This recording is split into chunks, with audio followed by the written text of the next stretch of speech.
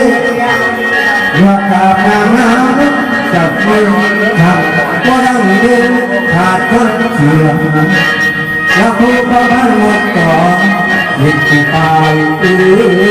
การทอดเราถ้าท่านใจหวานไอ้นางเอื่นว่าตักตาเราที่เหลือเหลือก็สิ่งเกิดผู้ท่าพบเสียงได้ฟังคุณแล้วแฟนฟังประกาศผู้เหลือปูนอยู่ในห้องหัวโชว์ทั้งเสียงเราว่าสำเนียงไทยได้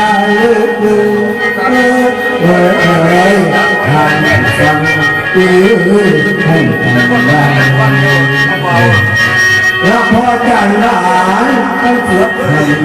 เราทำกันมาได้ทั้งสองท่านมีที่สุดถ้าพี่น้องคิดไปโอ้เมื่อชาติผู้นักข่าวที่มือท่วงอยู่เป็นเขาระบาดนี้หมอวันสิ่งขับหน้าสางแก้มบนทางอีกทางในขอแรงใจในหมู่ไทยโอ้ยย่างหนอดังมันสีดังดังแล้วที่ดัง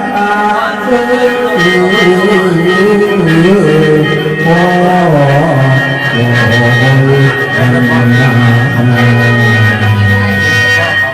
บ้านว่าที่หลอกได้เล่นข่าวอยู่ไส้สุดแก่ไปดูกันนั้นชั่วโมงหน้าหาทองนี่ว่าเอาลูกเอาเมียอะไรเลยผู้ข่าวเสียงข่าวลูกไส้เป็นสะกดมันโมตามันโมมาเพื่อจะไปใส่หน่อย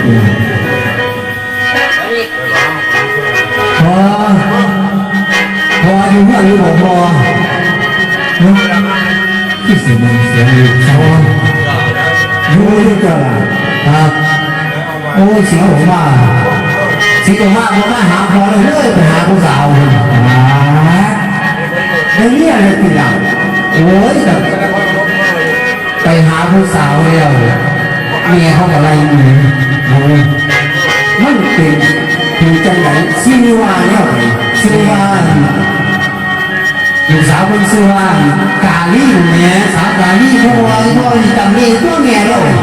ได้สมกันเมียมันเนี่ยเราพอเตี้ยว่า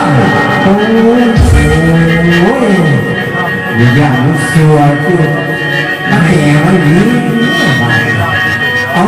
ก็แล้วยุ่ใส่หลังเนี่ยโอ้ยว่าเนี่ยโอ้ยเดี๋ยวพอเราไปนะทุกเราไปแม่มันคนของเรียกผ่านทางอยู่ก็ตีเราไปผ่านทางนะพูดเราเรียกออกผ่านทางคนโอ้คนสูงคนโตคนสูงคนชักขึ้นไปยังทุกคนแบบได้สนใจเนี่ยเก่าเรามาวัดมีเรื่องมาความสีแกงหัวลงแกงเลือใบตามฟังหมอลำทำนองสารคามมวนบนพอลุงป่าว่าเดือดพันเองที่น้ำเลือไปนาปานกุลาบักอนุมาเกือบคุณผมก็ยังหวานหน่อยเสียงหวานจอยมาพักไป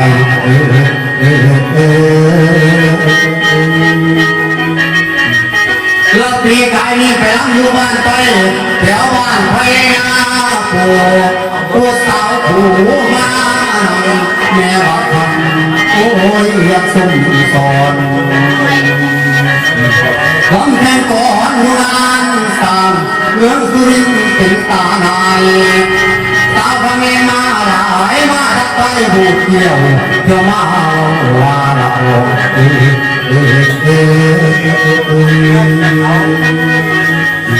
เพื่อสาวยาโสเลี้ยงเป็นตาเลือดงอ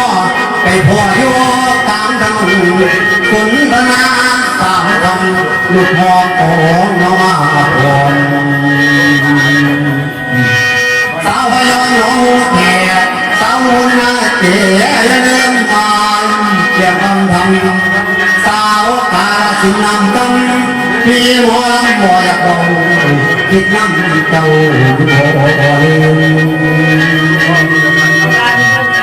เราไปยืนขึ้นอยู่บกบ่า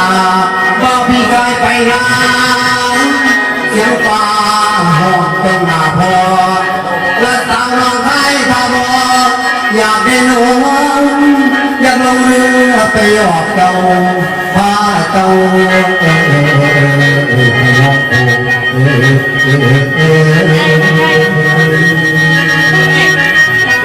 แล้วแถวคนแก่พี่ไปลำมาเด้อตัวตรงไปลำตรงมอปอเสียไปหลายพี่หมอลำมาคอยรอพี่ว่าน้องคอยเลยมาเกินงานอยากคุยนั่งนักหนาเวลาวางนิ่งหน่อยพี่ได้ทางบ่อยแต่เดี๋ยวยังบ่เลยน้องเกี่ยวตัวดามือเต้าสิเป็นทรงไม้ตัวเตี้ยอดบ้านโยศิลานีงานหนังไทยยังมียังติดนำก็ทำหาหลังบุญสมต่างพระลาชายได้มา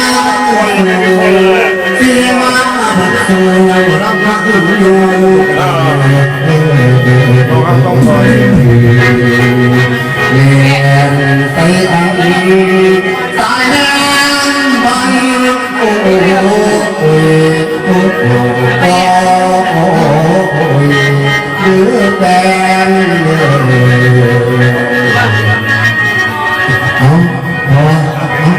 แต่นี้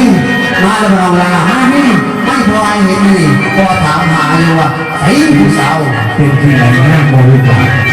โอ้ยแต่งานมันก็พอมีแบบนี้อยู่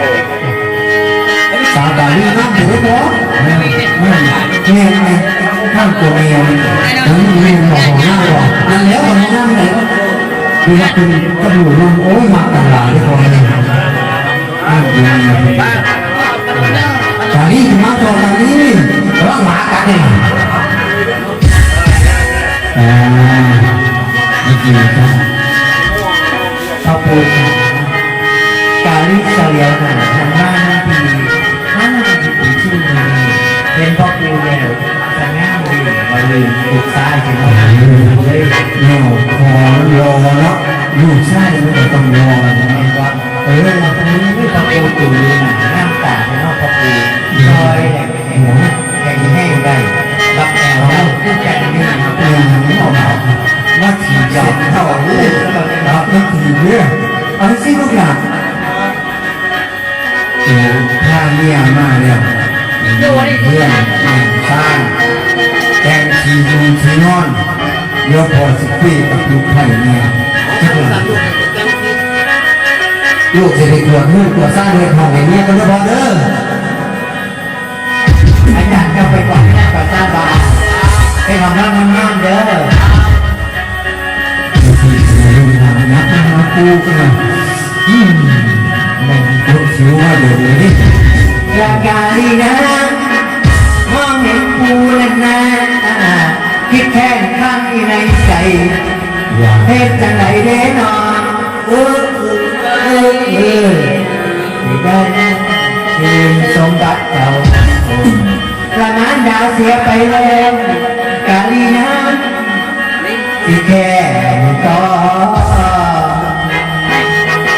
กในใจแค่ตลอดอกในใจแค่ตลอดนอนสี่อ้อยล้านนอนสี่อ้อยล้านโอ้ยเด้นอนโอ้ยเด้โอ้ยหนาพระปูให้กะลี่นะให้กะลี่ให้จังไหนปฏิบัติตัวจังไหนพระปูกระบอกพระเจ้าสบายอยู่ลูกหลานแตะนี่แตะหน่อยเซ็ตกับเขาเนี่ยคือบ้านของครับเป็นบัตรเนี่ย ปูขาจ๋าแตะมือเสียไก่แตะไหลเสียสมบัติแตะสิ่งโมนันเสียทุกสิ่งทุกอย่างมองนี่เลยมองนี่ให้เสียครับพระปูท่านพระปูว่าเป็นกะลี่เนี่ยพระปูจะมาให้จังผู้เดียพระปูจะเล็กจะไหลให้กะลี่จะไหลตัวนี้เขาจะเรียกเอาระหว่างพระปูมูหลายนี่มุ่งกับหลายลูก